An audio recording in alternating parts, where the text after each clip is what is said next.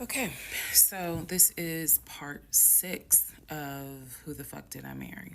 So, where we left off. So, obviously, my doctor had called and told me there was no heartbeat, the pregnancy was not viable at that point, and I was cramping and spotting at work.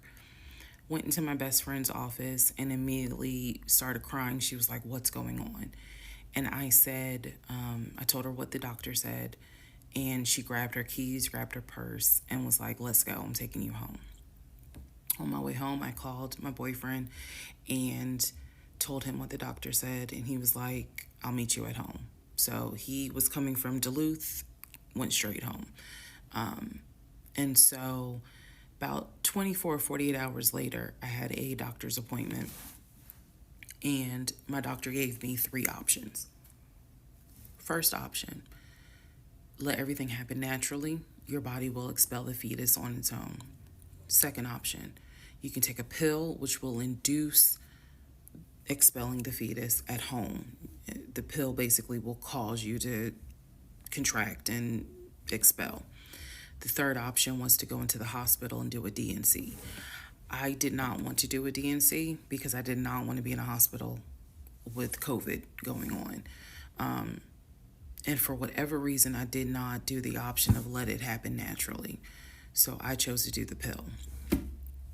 His birthday was June 17th. My ex's birthday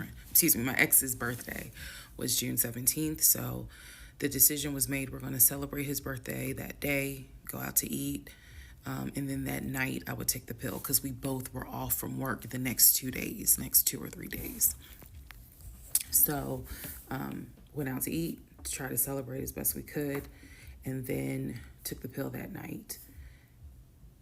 That night was the most traumatic, excruciating pain I've ever put my body through. I do not recommend any woman, if prayerfully you don't have to go through that, but I don't recommend taking that pill. If you don't have to, don't do it. I spent the whole night in the bathroom just crying in so much pain. They gave me a narcotic. I couldn't take it because I found out I was allergic to it. So it was causing me to like projectile vomiting. And it was a mess. So, and he was right there. You know, he was scared that he needed to take me to the ER. But in the morning, the pain kind of subsided. So about 72 hours later, I had another doctor's appointment where the purpose of this appointment was to do an ultrasound to see if everything had passed. Everything did not pass. So because of that, my doctor was like, we're going to have to do a D&C. My D&C was scheduled for the first week of July. My boyfriend, my ex, was going to take me. That was always the plan. 2 days before my procedure, he comes home and tells me that he is up for a promotion.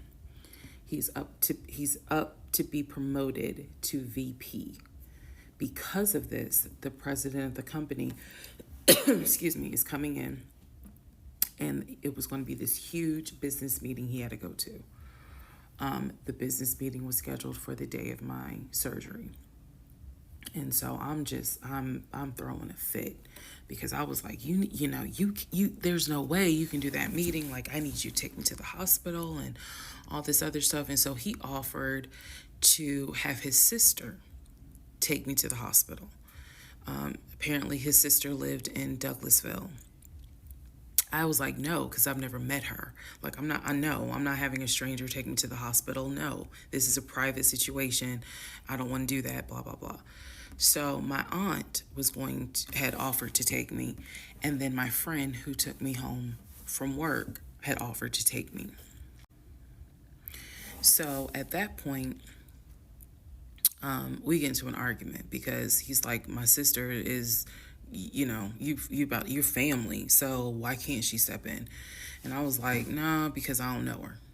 Period. I don't know her. So my friend offers to take me to the hospital because I was all distressed that he's saying he has a business meeting and he can't take me.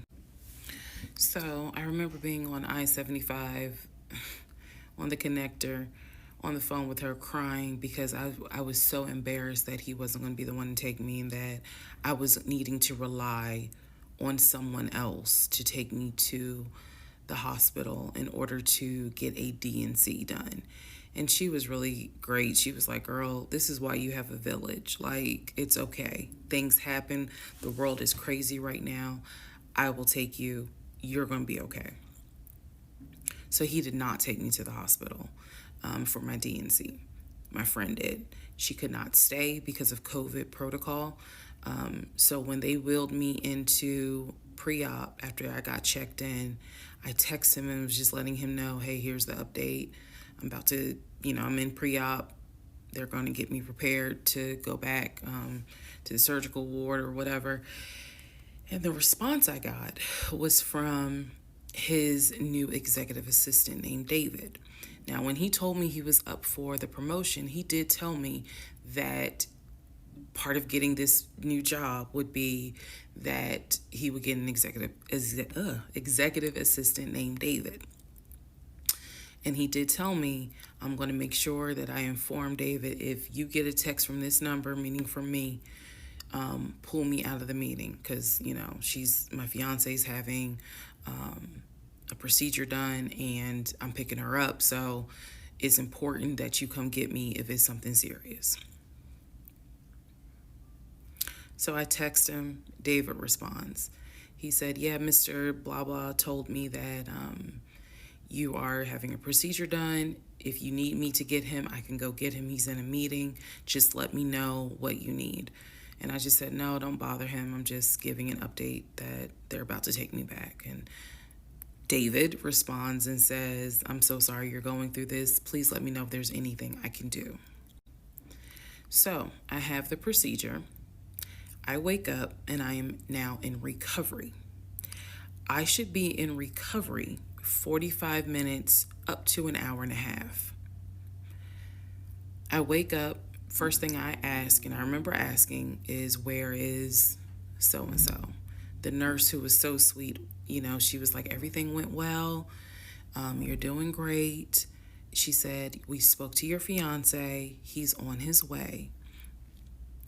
So I said, okay, I kind of dozed back out, but I could still hear everything that was going on. I just could not keep my eyes open to save my life. So I hear her talk to the other nurse, and that's when she said, yeah, Dr. So-and-so called her fiance, and his executive assistant picked up. And the executive assistant said that he was in a business meeting and that, you could relay to him what you need to say, and he'll tell the fiance. And my doctor was like, hell no, HIPAA, I need to speak to him. So apparently my fiance called the doctor back about 30 minutes later, and the doctor informed him she'll be ready to be discharged in about an hour. You can make your way and come pick her up. He said he was on his way. He was on his way from Duluth to Atlanta, which is not a huge distance, but the time of day, one thing about Atlanta, there's always traffic. So he should have been there within the hour. I should have only been in recovery an hour and a half. Let's go to the next part.